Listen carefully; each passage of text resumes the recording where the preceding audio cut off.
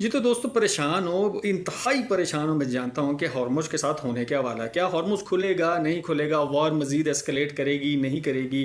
क्या मज़ीद नेक्स्ट जो पीस टॉक होने वाली है पाकिस्तान के अंदर, जिसकी पूरी पूरी तैयारी हो चुकी है, 10 दिन का बाकायदा तौर पे एक वेकेंट प्लान बना हुआ है, जो कि बाकायदा सील प्लान बना हुआ है इस्लामाबाद रावलपिंडी को करने के लिए कि यहाँ ट्रंप साहब ने तशरीफ़ लाना है। तो क्या ये वाकई ही ये शरफ मिलेगा पाकिस्तान को कि ट्रंप यहाँ खुद चल के आए इस पीस टॉक के लिए? तो इसके ऊपर थोड़ी सी बात कर लेते हैं कि जियोपॉलिटिकल मामलात किस रुख जाने वाले हैं। जुमे के दिन आपको अच्छे से पता है कि ईरान की तरफ से एक अनाउंसमेंट आई थी कि हम हॉर्मुज़ खोल रहे हैं, लेकिन फॉर बिजनेस पर्पसेस। टोल देकर शिप्स वहाँ से रवाना हो सकते हैं। जैसी ये चीज़ अनाउंस होती है, मार्केट में एक ईज़ पैदा होती है। ईज़ पैदा होने के बाद गोल्ड, सिल्वर, स्टॉक सब बूस्ट कर जाते हैं। क्यों? क्योंकि मार्केट में ईज़ सेंटिमेंट्स बन गए और ऑयल एकदम से क्रैश सिनेरियो की तरफ आया। एक अच्छा खासा मार्केट ने दम दिखाया। थोड़ी देर बाद शरारत होती है। वो शरारत किसने की? कमेंट बॉक्स में लाजमी उसका नाम बताइएगा कि वो शरारत क्या थी और क्यों थी। खैर क्या थी तो वो तो मैं बता देता हूँ कि ब्लॉकेट बरकरार रहेगा, लेकिन इसके बाद जब ब्लॉकेट बरकरार की बात आई तो दूसरी तरफ से ईरान ने कहा कि हम तो बात ही नहीं करना चाहते। वो तमगात मिल गए कि झूठा, फरेबी और धोखेबाज वाला सिस्टम कि जी वो अपने लफ्ज़ों पे नहीं रह सकता। कौन नहीं रह सकता? फिर दोबारा आपसे पूछता हूँ, उसका नाम ज़रूर कमेंट बॉक्स में बताइएगा। अच्छा, नेक्स्ट चलते हैं कि पीस टॉक हो सकती है या नहीं। फिलहाल पीस टॉक के ऊपर भी अब 50-50 मामलात हो चुके हैं। 10 दिन का पॉज लगाया गया है इकोनॉमिकल एक्टिविटीज़ को पाकिस्तान, इस्लामाबाद, रावलपिंडी के अंदर स्पेशली कि ट्रंप साहब ने आना है, इस पीस टॉक के ऊपर बात होनी है और इस जंग बंदी के ऊपर भी ऐलानात होने हैं। तो अभी फ़िलहाल तो ये 50-50 है। जब तक ये किसी रुख नहीं बैठता, मार्केट एक प्रॉपर सेंटिमेंट नहीं जनरेट करेगी। तो इसका मतलब ये कि आपने लेवल टू लेवल रहना है। अगर फंडामेंटली देखते हैं तो फंडामेंटली हमें एफओएमसी की स्पीक देखने को मिलेगी और स्लाइट मीडियम इम्पैक्ट की न्यूज़ हैं जो कि मार्केट में एक स्लाइट वॉलेटिलिटी लेके आने वाली हैं। अब लेवल टू लेवल आपने कैसे रह के ट्रेड को प्लान करना है, चलते हैं नेक्स्ट पार्ट की तरफ जो कि एनालिटिकल रिव्यू है।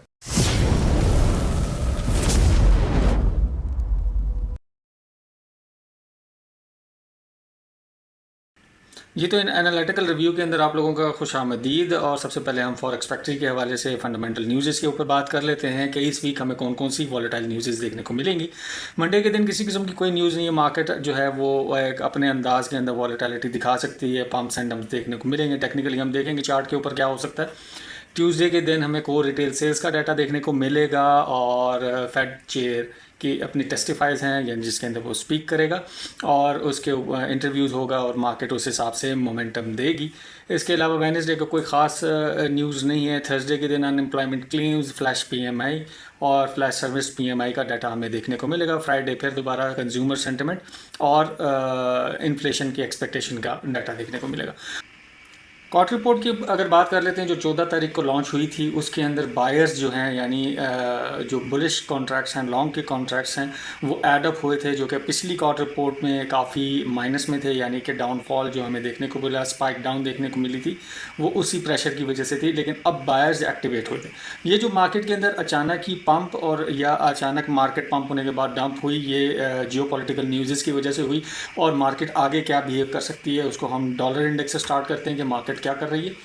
तो डॉलर इंडेक्स का चार्ट सिस्टम आपके सामने है और डेली टाइम फ्रेम के ऊपर मार्केट डिमांड जोन से अपने आप को पुल अप कर रही है।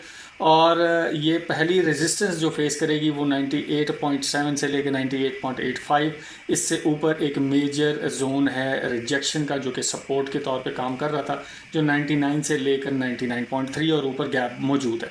मार्केट गैप लेने के लिए जा सकती है और उसके बाद एक कंटिन्यूएशन बेरिश ट्रेंड दे सकती है। इन केस अगर गैप से ऊपर मार्केट सस्टेन कर जाती है तो फिर दोबारा हमें वीकली रेजिस्टेंस की तरफ जाते हुए नजर आएगी और माइट भी पॉसिबल शायद ये इसको अब ब्रेक करे, क्योंकि फोर्थ टाइम पहले ब्रेक करने की कोशिश की, अब ये फिफ्थ टाइम होगा तो ये ब्रेक हो सकती है। लेकिन उसके लिए शर्त है कि गैप से ऊपर मार्केट अपने आप को सस्टेन करे। गोल्ड के ऊपर चलते हैं जो कि सबका फेवरेट पेयर है। सबसे पहले हम वीकली सिनेरियो को डिस्कस कर लेते हैं कि मार्केट एक चैनल के अंदर अपने आप को ऊपर फ्लोट दे रही है। जैसे पहले ये चैनल बनाया, फिर दोबारा एक चैनल बनाया, और चैनल बनाने के बाद इसने अपर बाउंड्री अभी तक टेस्ट नहीं की। अपर बाउंड्री पे रेंज बाउंड जोन जो कि ब्रेकआउट जोन था 4973 से लेके 5044 का जोन है, ये ऑलमोस्ट $60 का जोन, जहाँ से मार्केट एक मेजर रिट्रेसमेंट ले सकती है। और उससे पहले जो कि मैं वीकली टाइम फ्रेम पे अभी आपको बता रहा हूँ, जो पावरफुल बेस इस वक्त मौजूद है जिसके ऊपर अभी बुलिश सेंटिमेंट बरकरार रह सकता है, वो 4670 से लेके 4676, ये $6 का एरिया है जो मार्केट को एक बड़ा ज़बरदस्त सपोर्ट का काम देगा। इससे ऊपर से भी मार्केट पुल अप कर सकती है, वो हम छोटे टाइम फ्रेम पर देखेंगे। इन केस अगर ये एरिया ब्रेक करता है तो वीकली ऑर्डर ब्लॉक की तरफ मार्केट जाते हुए नजर आएगी, जो कि 4160 से लेके 42-44 का एरिया। H4 के ऊपर गोल्ड क्या बता रहा है वो भी देख लेते हैं।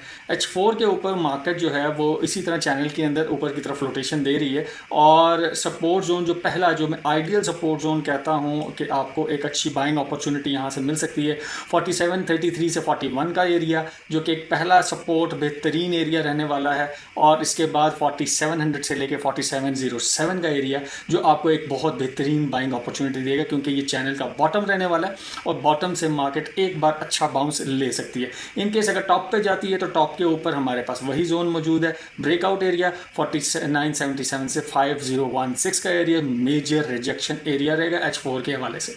मार्केट अगर डाउनवर्ड आती है तो डेली स्ट्रॉन्ग सपोर्ट जो आपको देखने को मिल सकती है 4586 का लेवल है।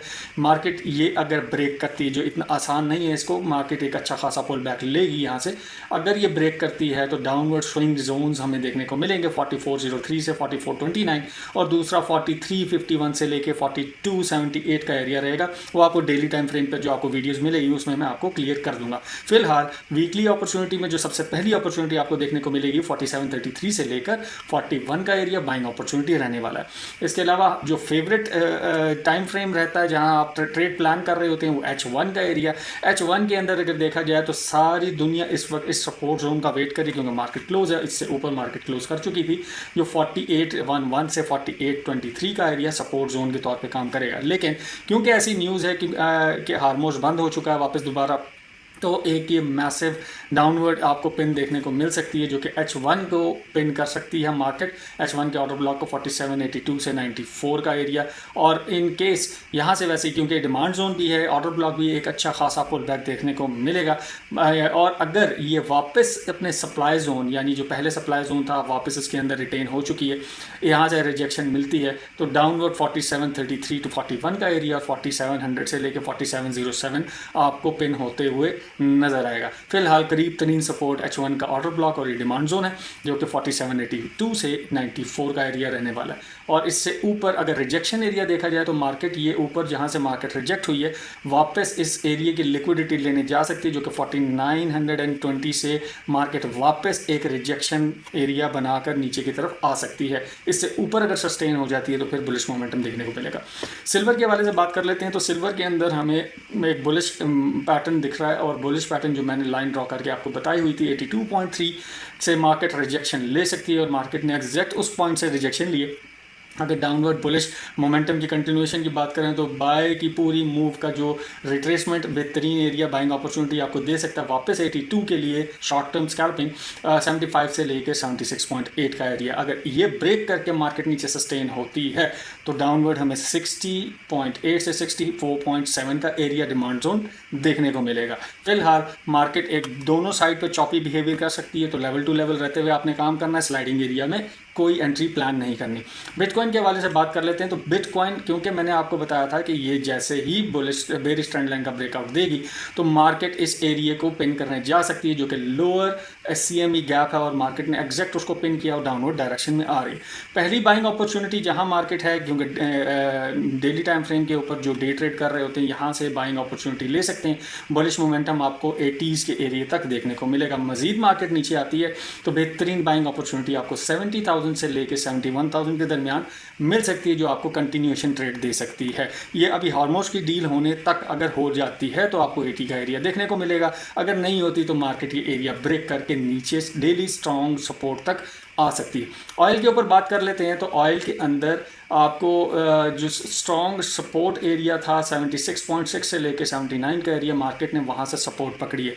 क्योंकि मार्केट एक स्ट्रॉन्ग बेरिश के मोमेंटम में आई थी हार्मोज खुलने के बाद, और साथ ही ऐलान हुआ कि जी हम वापस हार्मोज बंद कर रहे हैं, तो बुलिश मोमेंटम कंटिन्यूएशन शुरू हो गई।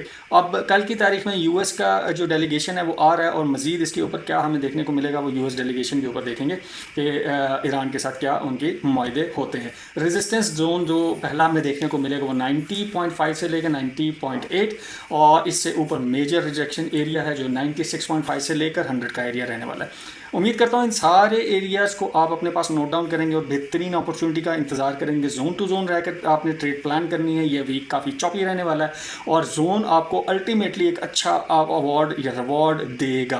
तो वीडियो को अगर आपने पसंद किया, इससे आपको फ़ायदा हुआ, तो लाइक ज़रूर कर दीजिएगा और कमेंट बॉक्स में अपने ख्यालात का इजहार लाजमी करिएगा। इसके साथ लेता हूँ आपसे इजाज़त। दुआ में याद रखें। अल्लाह हाफ़िज़।